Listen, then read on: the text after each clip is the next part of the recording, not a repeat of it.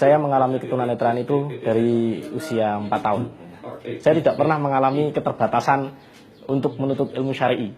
Kalau kita punya niat kuat, punya tekad yang sangat kuat untuk belajar, apalagi belajar ilmu syar'i, ilmu agama itu pasti Allah mudahkan. Sudah menjadi prinsip dalam diri saya bahwa menuntut ilmu agama itu adalah yang paling prioritas, paling utama.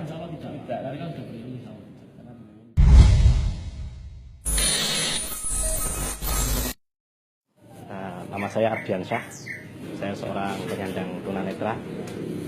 Saat ini aktivitas saya adalah mahasiswa semester akhir di Universitas Negeri Yogyakarta, jurusan pendidikan luar biasa. Saya berasal dari Semarang, kota Semarang, dan alhamdulillah sudah hampir 4 tahun lebih saya menetap di Yogyakarta. Untuk usia, saya alhamdulillah sekarang sudah 27 tahun. Status saya saat ini adalah seorang, masih single. Saya mengalami ketunanetraan itu dari usia 4 tahun. Namun alhamdulillah keluarga bisa menerima dengan keadaan saya dan terus memotivasi saya. Sehingga dari kecil saya memang sudah dipersiapkan oleh orang tua saya untuk belajar.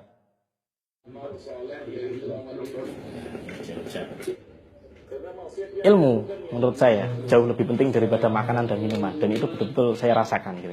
Jadi kalau orang itu sudah menekuni menjadi seorang tolib, seorang talabul ilmi, dalam tanda kutip, orang itu akan timbul rasa kesanduan gitu. Dan itu saya rasakan.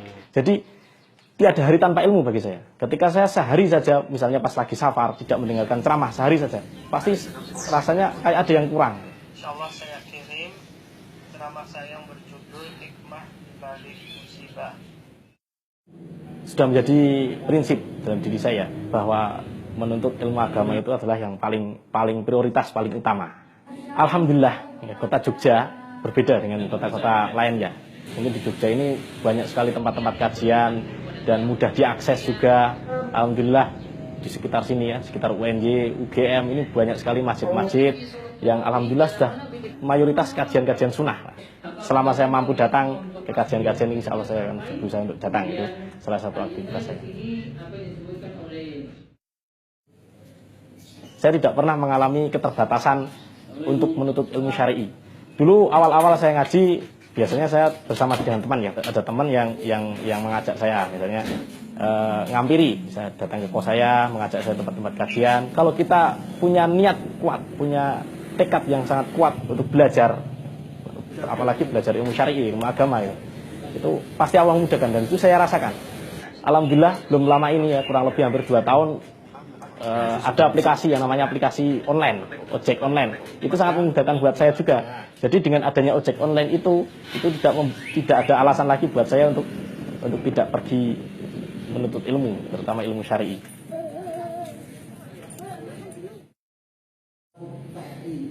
Saya pernah mendengar sebuah hadis bahwasanya ikatlah ilmu itu dengan tulisan. Makanya tidak mencatat. Kalau kita mencatat, itu otomatis ketika kita lupa, kita bisa murojaah di rumah. Dan selama ini berbagai cara saya lakukan. Yang paling sering saya lakukan, yang paling ringkas dan paling mudah, biasanya saya membawa tulisan braille. Saya mencatat itu dengan tulisan braille. Kemudian di rumah saya salin. Kemudian saya masukkan, saya buat semacam kayak artikel itu, saya masukkan laptop, saya buat itu. Jadi ketika murojaah enak. Itu biasanya kebiasaan saya seperti itu setiap hari. Kadang-kadang dengan merekam juga. Pokoknya bagaimana supaya ilmu itu tidak lepas. Karena saya menyadari keadaan saya seperti ini, kalau saya tidak mencatat, berarti ilmu itu artinya percuma. Ilmu itu akan hilang, seperti itu. Di sini saya ingin mengajak barangkali yang sudah ngaji, mari kita tingkatkan ngaji kita. Terus bagi teman-teman yang barangkali masih belum diberi oleh Allah keinginan selama ini untuk hadir di majelis ilmu, mari kita coba. Mungkin Anda 1 kali, 2 kali dulu datang ke majelis-majelis ilmu, tentunya majelis-majelis ilmu yang syar'i. Mengistiqomahkan diri untuk hadir di majelis ilmu itu seperti apa rasanya? Rasakanlah perbedaannya dalam hidup Anda. Pasti Anda akan merasakan banyak sekali perbedaan. Misalnya hidup menjadi ringan, menjadi bahagia, tenang, tidak ada yang kita risaukan.